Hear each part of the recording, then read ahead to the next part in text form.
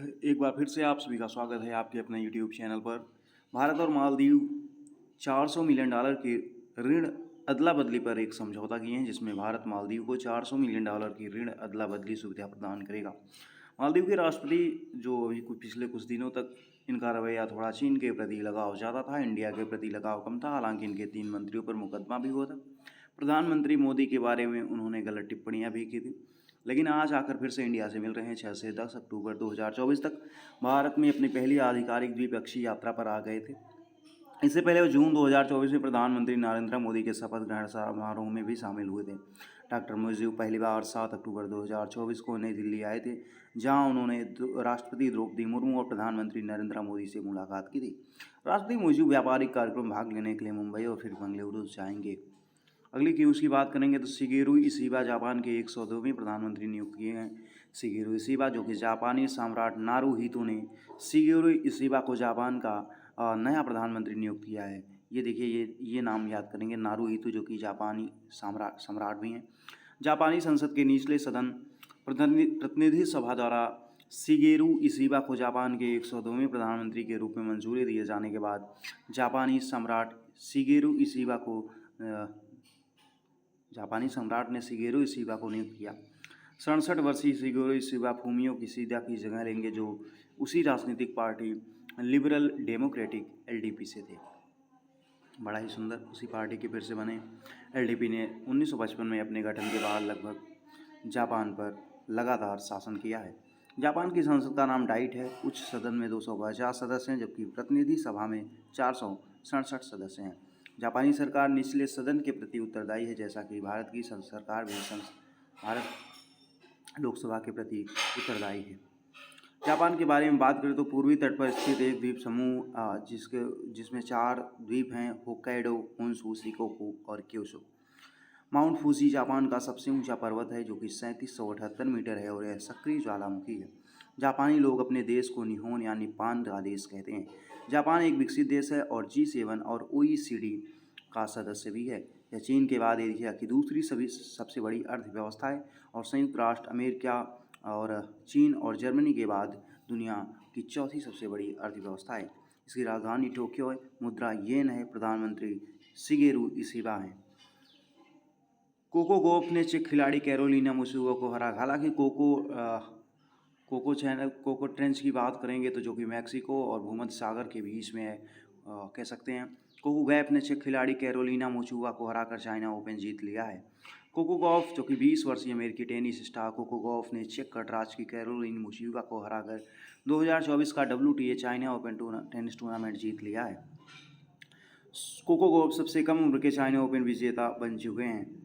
US Open championship Coco Gauff 2023 में French Open finalist Karolina Muchova को सीधे सेटों में 6-1, 6-3 से हराकर 14 वर्ष में सबसे कम उम्र की चाइना ओपन चैंपियन बन गए।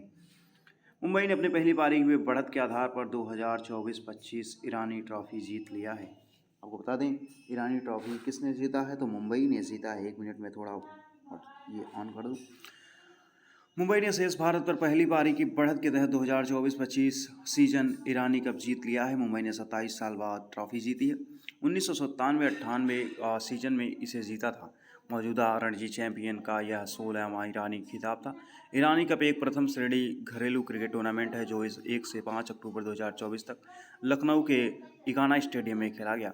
ईरानी कप की बात करें तो BCCI ने अपने लंबे समय के कोषाध्यक्ष और अध्यक्ष जाल आर ईरानी की याद में ZR ईरानी कप, जिसे ईरानी कप के नाम से भी जाना जाता है, इसकी स्थापना हुई। पहला ईरानी कप 1959 और 60 के सीजन में आयोजित किया गया था। पहली पारी के बढ़त के आधार पर मुंबई ने जीत हासिल की। शेष भारत ईरानी कप के इतिहास में सबसे सफल टीम है, जिसने अब तक 61 फाइनल में से 26 बार यह खिताब जीता है। हालांकि इस बार वह विफल रही। मुंबई ने खिताब 16 बार जीता है। हालांकि मुंबई टीम के कैप्टन जो थे वो अजिंक्य रहाणे थे। महाराष्ट्र के वाशी में बंजारा विरासत संग्रहालय का उद्घाटन पीएम मोदी ने कर दिया है। प्रधानमंत्री नरेंद्र मोदी ने 5 अक्टूबर 2024 को वाशी में बंजारा संग्रहालय का उद्घाटन किया है। 5 अक्टूबर 2024 को महाराष्ट्र की अपनी यात्रा के दौरान उन्होंने वाशीम और ठाणे का दौरा किया और फिर कह सकते हैं वाशीम में प्रधानमंत्री ने कृषि और खेती क्षेत्र से संबंधित 23,300 करोड़ रुपए की पहलों का शुभारंभ किया। ठाणे की अपनी यात्रा के दौरान उन्होंने विभिन्न बुनियादी ढांचा परियोजनाओं का उद्घाटन और शिलान्यास किया। प्रधानमंत्री मोदी द्वारा वाशी में शुरू की गई पहल योजनाएं इस प्रकार हैं। महाराष्ट्र के बारे में बात करें तो राजधानी मुंबई है, मुख्यमंत्री एकनाथ शिंदे हैं और राज्यपाल सीपी राधाकृष्णन हैं। कुछ पॉइंट की बात करें तो प्रधानमंत्री ने पुण्य श्लोक अहिल्या देवी होलकर महिला स्टार्टअप योजना की शुरुआत यहीं से की है। इसके अलावा पीएम मोदी ने महाराष्ट्र में एक ही साथ आचार्य चाणक्य स्किल डेवलपमेंट सेंटर का ही शुभारंभ किया। खेलो इंडिया यूथ गेम्स का 6वां संस्करण तमिलनाडु में जो हुआ था उसमें टॉप पर महाराष्ट्र रही थी। महाराष्ट्र में नमो शेतकारी महासम्मान निधि योजना की भी शुरुआत हुई है। महाराष्ट्र के हिंगोली में भारत की पहली लिगो वेधशाला बनेगी। देश का पहला महिला railway station Matunga railway station बन चुका है। महाराष्ट्र ने लेक लाडली योजना शुरू की है। वहीं यूनिफाइड पेंशन स्कीम को लागू करने वाला पहला राज्य महाराष्ट्र बना। लाडला भाई योजना महाराष्ट्र में शुरू हुई। सीएम माझी लड़की बहन योजना महाराष्ट्र में शुरू हुई। सीएम युवा कार्य प्रशिक्षण योजना महाराष्ट्र में शुरू हुई। खो खो चैंपियनशिप महिला और पुरुष दोनों टीम की विजेता महाराष्ट्र बनी। महाराष्ट्र का पहला सोलर विलेज जो मानसीवाड़ी सतारा डिस्ट्रिक्ट। वहीं नलगंगा वेनगंगा नदी जोड़ो परियोजना का संबंध भी महाराष्ट्र से। रत्नागिरी स्थित मेसोलिथिक युग के प्राचीन स्मारक को संरक्षित स्मारक घोषित किया गया। भारत का पहला मीथेन खाने वाला बैक्टीरिया मीथेनेट्रॉप्स पुणे में खोजा गया। पीएम मोदी द्वारा महाराष्ट्र के पालघर में वधावन पोर्ट की नींव रखी गई। वहीं मुंबई की 16 वर्षीय जिया इंग्लिश चैनल को पार करने वाली दुनिया की सबसे कम उम्र की सबसे तेज पैरा तैराक बनी। पीएम मोदी ने मुंबई में भारत की सबसे लंबी और बड़ी शहरी सुरंग परियोजना की नींव रखी, जो कि ठाणे बोरीवली ट्विन टनल की विशेषताएं भी है। सुरंग की लंबाई 11.8 किलोमीटर है। टनल का निर्माण संजय गांधी नेशनल पार्क के नीचे से किया जा रहा है। महाराष्ट्र में 2024 के लिए सर्वश्रेष्ठ कृषि राज्य का पुरस्कार भी जीता है। राष्ट्रपति द्रौपदी मुर्मू ने महाराष्ट्र के लातूर में विश्व शांति बुद्ध विहार का भी उद्घाटन किया है। वहीं भारत का पहला डीप ड्रिलिंग मिशन महाराष्ट्र के कोयना में शुरू हुआ है। भारत $700 के विदेशी मुद्रा भंडार के साथ दुनिया का चौथा देश बन गया है। चीन, स्विट्जरलैंड, जापान के बाद भारत दुनिया का चौथा ऐसा देश बन गया है जिसके पास $700 अरब से अधिक विदेशी मुद्रा भंडार हो गया है। मूल्यांकन में बढ़ोतरी, और ये बहुत ही महत्वपूर्ण न्यूज़ आप यहाँ से कह सकते हैं। ये देखिए, ये खतरनाक न्यूज़ कह सकते हैं। मूल्यांकन बढ़ोतरी और भारतीय रिजर्व बैंक द्वारा बाजार में अमेरिकी डॉलर की लगातार खरीद के कारण पिछले 7 हफ्तों से लगातार भारतीय विदेशी मुद्रा में बढ़ोतरी हो रही है। चीन विश्व में सबसे बड़ा विदेशी मुद्रा धारक है। उसके बाद जापान, स्विट्जरलैंड और भारत का स्थान है। भारतीय रिजर्व बैंक द्वारा नवीनतम आंकड़ों के अनुसार $704.89 बिलियन विदेशी मुद्रा बन गया है। आरबीआई का स्वर्ण भंडार भी कह सकते हैं कि अपने स्वर्ण भंडार का कुछ हिस्सा भारत के बाहर बैंक ऑफ इंग्लैंड और बैंक ऑफ इंटरनेशनल सेटलमेंट के पास तथा कुछ हिस्सा भारत में रखता है। 1969 में बनाया गया विशेष अधिकार SDR अंतर्राष्ट्रीय मुद्रा कोष IMF की एक लेखा इकाई है। इन्हें कागजी सोना भी कहा जाता है। SDR के बारे में, जो देश IMF के सदस्य हैं उन्हें SDR आवंटित किया जाता है।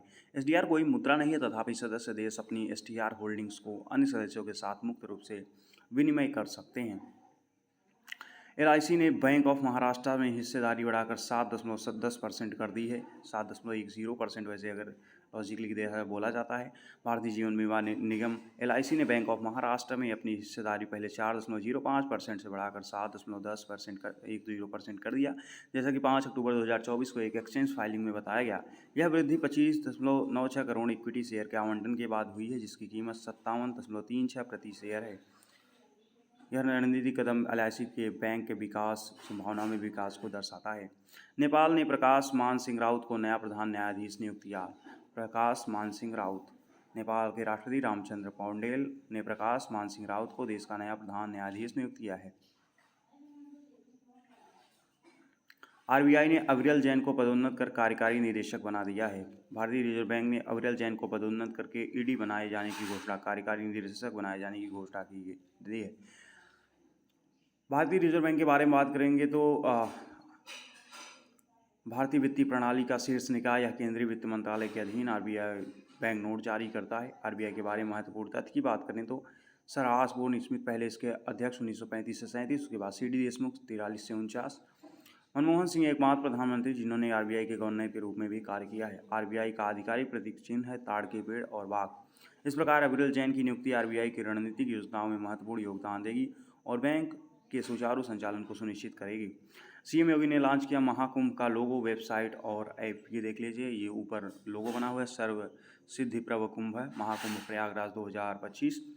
उत्तर प्रदेश ने मुख्यमंत्री योगी आदित्यनाथ ने महाकुंभ 2025 के लिए बहुरंगी लोगों का अनावरण किया है, जिसे यूनेस्को ने मानवता की अमूर्त सांस्कृतिक धरोहर के रूप में मान्यता दी है। कुंभ मेले को इसे दुनिया की सबसे बड़ी शांतिपूर्ण तीर्थ यात्रियों की सभा माना जाता है।